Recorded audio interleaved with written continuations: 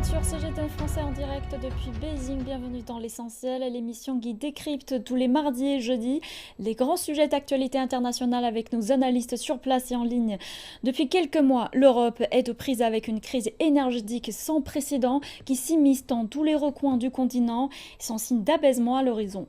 Derrière la flambée des prix, devrait-on s'inquiéter d'une crise économique d'une telle ampleur? Et nous vous invitons à participer à nos combats, à nos débats en envoyant des messages via nos réseaux sociaux. Et sur le plateau se trouve avec moi Zhang Shanhui, commentatrice de CGTN, et en ligne avec nous Monsieur Xu Tiebing, spécialiste en relations internationales. Bonjour. Bonjour. Bonjour.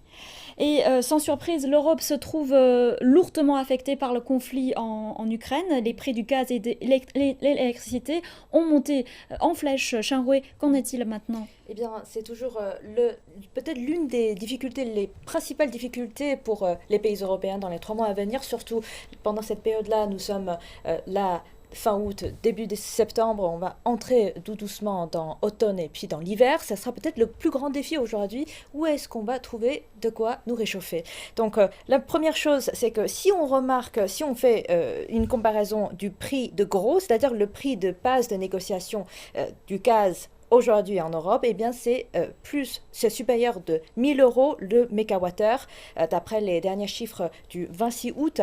Si on compare les mêmes prix, si on compare le prix pour l'année dernière, c'était 85 € il y a un an. Donc c'est en effet, c'est 12 fois plus cher que l'année dernière. Ça veut dire que là, depuis un an, avec ce qui s'est passé en Ukraine, avec aussi les changements stratégiques au niveau de l'énergie en Europe, eh bien ça a fait augmenter le prix. Le prix a donc monté en flèche. Si on résume les raisons pourquoi est-ce que nous avons remarqué une telle montée du prix en Europe au niveau de l'énergie? Eh bien, il y a 2 raisons. Le premier, c'est donc sur cette réduction de l'approvisionnement de la part de la Russie au niveau du gaz et de l'électricité. Et après, le deuxième, c'est l'arrêt temporaire aussi, par exemple en France, sur ces changements de stratégie, l'arrêt temporaire de 32 des 56 réacteurs nucléaires dû à la corrosion du système de sécurité. C'est vrai que le gouvernement français a ce plan au fur et à mesure de les remettre en service, de les remettre en activité, ces réacteurs nucléaires d'EDF à partir de fin de cet été, donc à partir du décembre 2022 et janvier 2023. Mais pour autant, pour l'instant, nous avons quand même un manquement de 3 mois devant nous, un vide de 3 mois devant nous. Donc, où est-ce qu'on peut trouver du gaz, où est-ce qu'on peut trouver de l'énergie pour ensuite produire de l'électricité en France, pour ensuite produire de l'électricité pour toute l'Europe, une autre source, une alternative pour l'approvisionnement énergétique? Ça reste une grande question aujourd'hui. Donc maintenant, c'est clair, la situation commence à être inquiétante, surtout à l'approche d'hiver, cette crise énergétique, mais l'Europe dans une situation très délicate. Regardons un reportage. En Grande-Bretagne, les régulateurs annoncent que les prix vont augmenter de 80% à partir d'octobre pour atteindre une moyenne de plus de 4 000 $ par an. En raison de l'impact sur les ménages, les régulateurs ont demandé une action immédiate du gouvernement reflétant une pression importante sur les prix des marchés de l'énergie. En Allemagne, les sondages indiquent que la confiance des consommateurs n'a jamais été aussi faible. La plus grande économie d'Europe est également confrontée à la perspective d'énormes factures d'énergie à la fin de l'été. Des pays comme la Norvège, la Finlande et l'Espagne ont dévoilé des plans d'économie d'énergie. Au début du mois, Oslo a déclaré qu'elle pourrait réguler plus étroitement sa production d'électricité et limiter les exportations pour éviter que les niveaux des réservoirs hydroélectriques ne soient trop bas. Helsinki a dévoilé les détails d'une campagne nationale encourageant les gens à économiser l'énergie. Et le Parlement espagnol a approuvé certaines règles, dont la limitation de l'utilisation des climatiseurs, dans le cadre d'un effort européen visant à réduire la dépendance au gaz russe. Monsieur Xu, selon vous, la crise est-elle principalement causée par les ruptures de gaz russe? Je pense qu'on peut analyser sous plusieurs angles. Premièrement, c'est qu'au début du conflit si armé, sanglant, entre l'Ukraine et la Russie, beaucoup pensent que ça va durer en quelques semaines, voire quelques mois, et maintenant, c'est que la réalité se prolonge et probablement c'est que jusqu'à l'année suivante, ça va continuer. Donc ça se pose la question, ce n'est plus par exemple une crise ou disons un moment difficile, aléatoire, mais ça touche surtout la structure énergétique dans son ensemble. C'est-à-dire que cette fois-ci, ça change non seulement les rapports politiques, mais surtout c'est le positionnement dans la chaîne de production, dans la chaîne de ravitaillement. C'est que si on peut se résumer, c'est qu'aujourd'hui, c'est qu'une économie, je dirais une géoéconomie si bien construite, au-dessus des différences du système, etc., et une fois à l'épreuve ou au défi de la logique géopolitique, souvent c'est l'économie qui en serait, disons, victime. Et c'est là, c'est la réalité, ce qui se déroule aujourd'hui à nos yeux. Et c'est vrai que tout à l'heure, Shinro a expliqué que les prix ont augmenté plus de 10 fois, donc ce n'est plus une situation d'augmenter de prix ou de l'inflation qu'on peut imaginer. Et est-ce que c'est-à-dire que l'Europe a négligé plus ou moins la diversification de son approvisionnement énergétique ? On peut dire peut-être d'une certaine manière comme ça, mais en réalité, par exemple, si on prend le cas de la France, Charles de Gaulle, ça a été l'une de ses stratégies principales depuis qu'ils sont venus au pouvoir juste après la Deuxième Guerre mondiale. Ça, c'est l'indépendance de l'énergie en France. C'est pour ça aussi qu'il a poussé à développer l'industrie nucléaire, par exemple, en France. Et après, je vais dire encore une fois, la situation se diversifie selon les différents États. Si on reprend, par exemple, le cas de l'Allemagne, en effet, l'énergie nucléaire n'est pas tellement développée, qui compte aujourd'hui que 12% de l'énergie, de la production de l'énergie.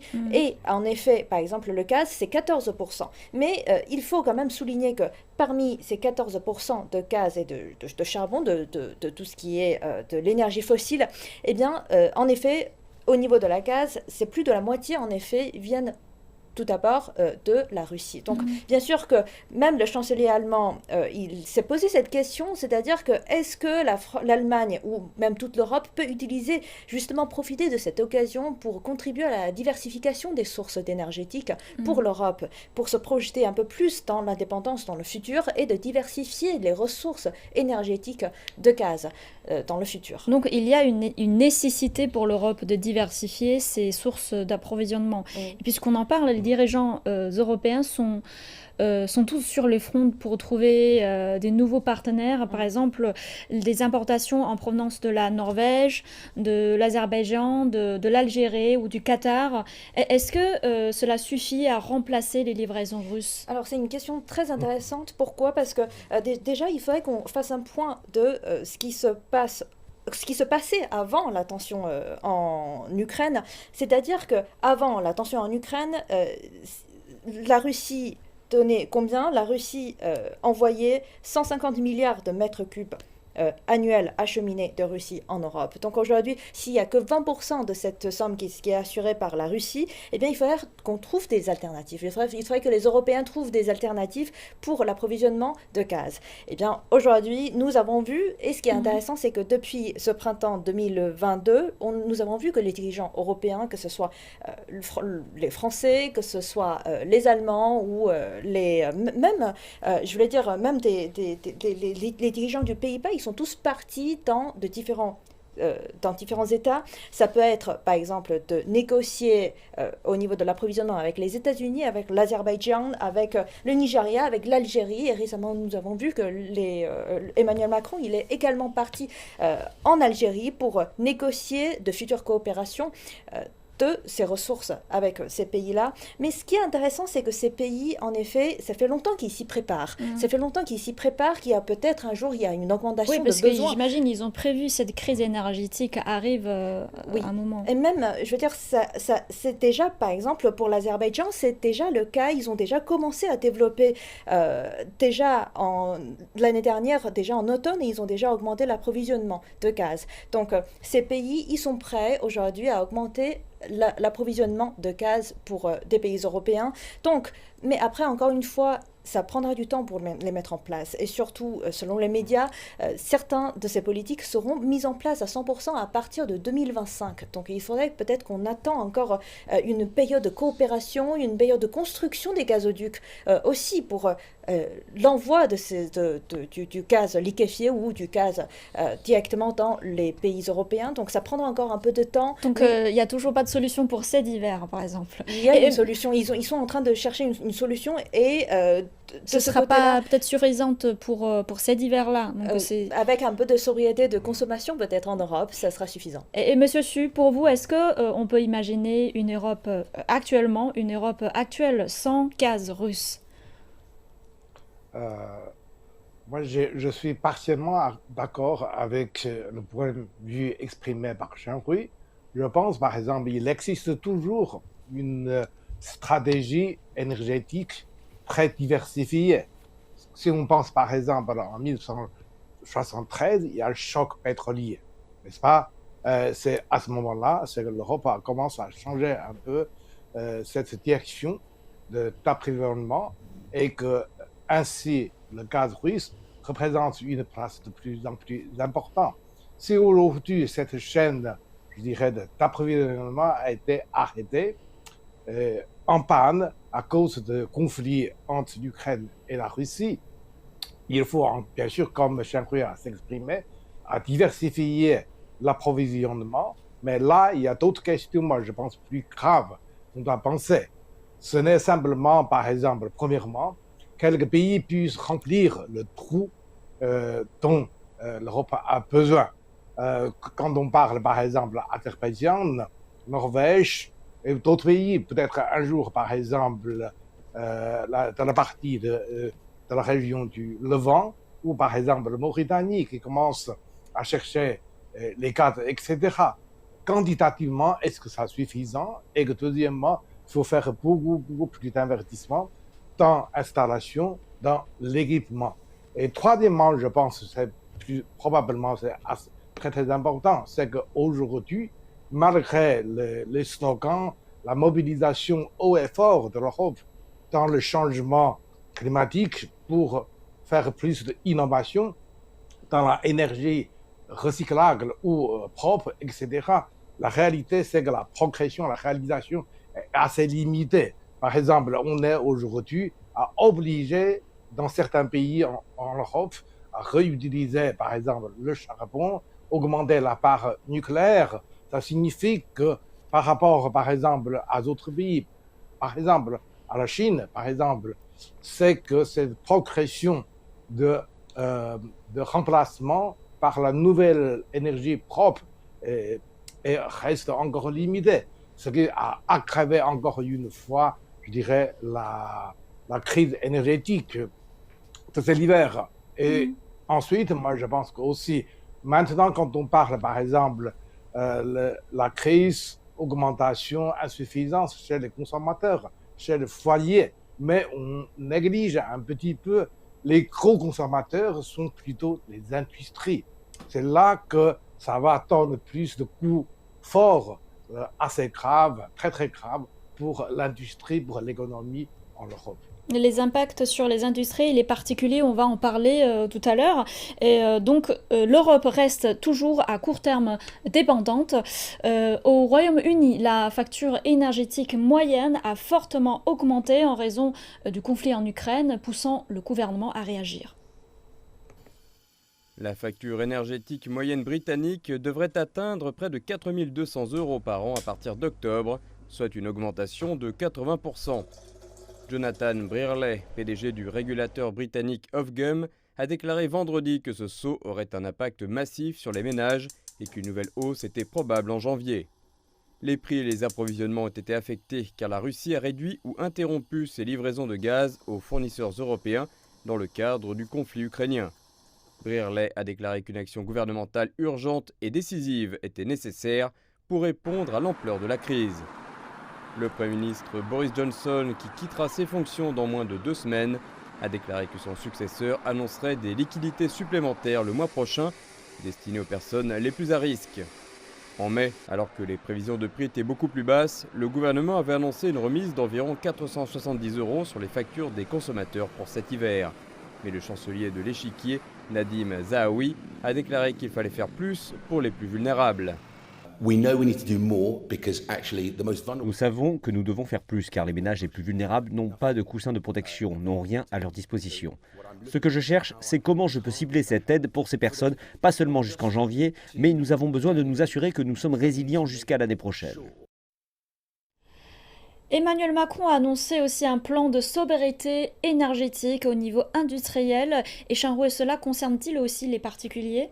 Oui, exactement. Ça concerne à la fois les particuliers, aussi les industries. Donc, comme tout à l'heure, ce que M. Chutebin a dit, c'est à la fois pour les petits foyers, pour les individuels, au niveau individuel, au niveau du citoyen, sur le plan de la France, aussi pour les grandes industries, il faut donc à partir d'aujourd'hui, à partir de maintenant, commencer à économiser de l'énergie. Eh bien, principalement et concrètement, par quels moyens?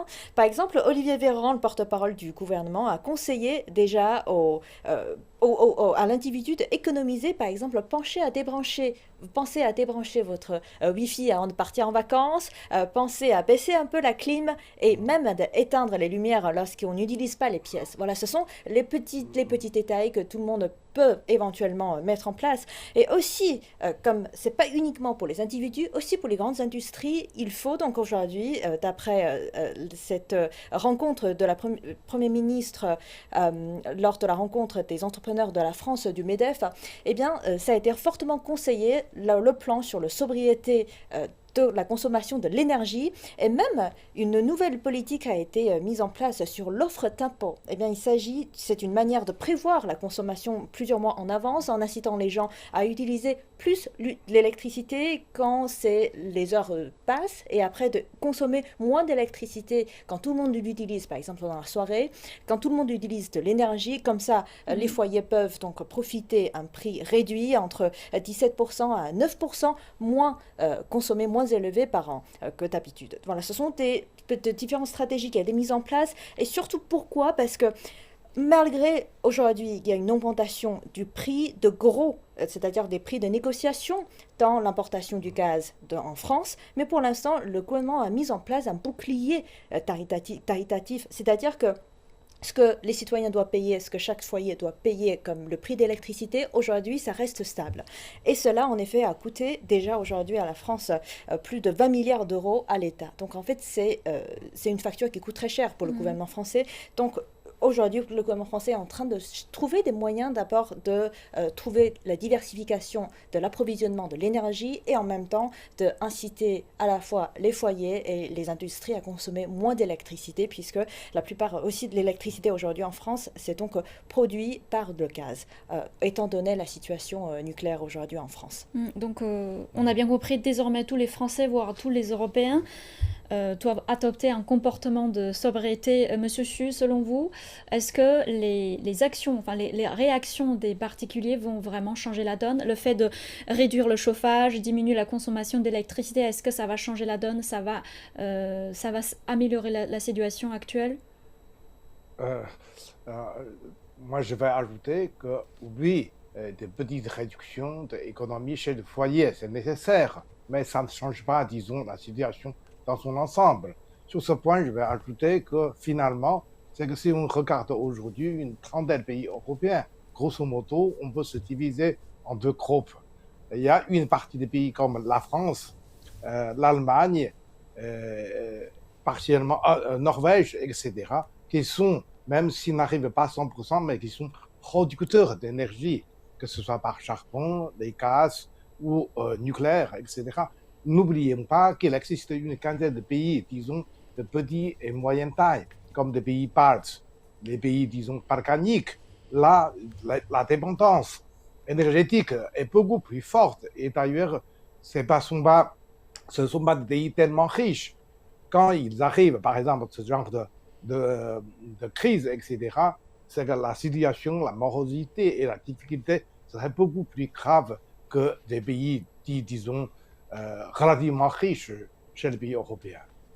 Et ce plan de sobriété énergétique en France est d'abord s'adresser aux industries. Monsieur Chu, quels seront les impacts sur ces industries? Comme on pense par exemple à l'échelle mondiale, tout le monde a rencontré par exemple ce défi de Covid-19 et avec beaucoup de peine, petit à petit, certaines économies se dressent un petit peu, mais tout à coup, bon, il y a le conflit, c'est que la crise énergétique, ça paraît beaucoup plus grave, même si par exemple, il y a des autorités qui prennent des mesures, mais il me semble que cette fois-ci, c'est beaucoup plus grave que le choc pétrolier de 1973, que par exemple certains moments difficiles de courte durée, et surtout, je pense, dans le redressement et dans la reconstruction structurale d'approvisionnement énergétique. Ça paraît beaucoup plus long et beaucoup plus difficile que prévu. Mais après, je voulais quand même ajouter que cette occasion, cette situation aujourd'hui, surtout avec la crise en Ukraine, n'est-elle peut-être pas une belle occasion pour l'Europe de développer l'énergie solaire, de développer l'éolienne en davantage. Par exemple, récemment, en Suisse, les panneaux solaires sont redevenus à la mode aujourd'hui. Donc c'est peut-être aussi une belle occasion pour l'Europe de tout de suite se miser encore de quelques mois. un autre chemin. Oui, et de encore une fois renforcer la consommation verte dans son propre énergie. Et par exemple, même ce n'est pas uniquement le cas pour la France, hein, c'est aussi pour l'Allemagne où les dirigeants de l'Allemagne ont donc commencé à conseiller donc une baisse de 2,5 degrés de la température à l'intérieur dans l'hiver. Ça veut dire que toute l'Europe se prépare à un hiver qui est quand même assez froid par rapport à l'année dernière. Donc on a raison quand même de penser, de parler d'une absence de stratégie énergétique européenne dans le passé. Exactement. Donc c'est peut-être une belle occasion, encore une fois, pour les Européens de réfléchir au développement de l'industrie propre, c'est-à-dire être moins dépendant du gaz liquéfié, être moins dépendant du gaz simplement, et encore une fois, de développer plus le nucléaire, de développer plus l'éolienne, de développer plus l'énergie solaire pour de devenir plus indépendant, comme ce qu'a dit Charles de Gaulle à l'époque, de devenir plus indépendant dans le développement national, dans son énergie. Et puisque maintenant la France a pris l'action de lancer le plan de sobriété énergétique, est-ce que ces précautions et ces mesures préventives seront-elles suffisantes pour éviter de grands rationnements, voire impacter l'économie gravement, puisque l'Europe vient de reprendre un peu l'économie après la crise sanitaire? Oui, reprendre un peu l'économie, et comme le chiffre que j'ai mentionné tout à l'heure, nous avons l'impression que ça a coûté cher. Ça a coûté cher pour l'instant à l'État français, que ce soit pour l'État français ou pour tous les États européens, de minimiser, d'amortir cet impact sur l'énergie pour tout le développement de l'économie européenne. Et encore une fois, je voulais dire, qui est le plus grand profiteur de cette crise ?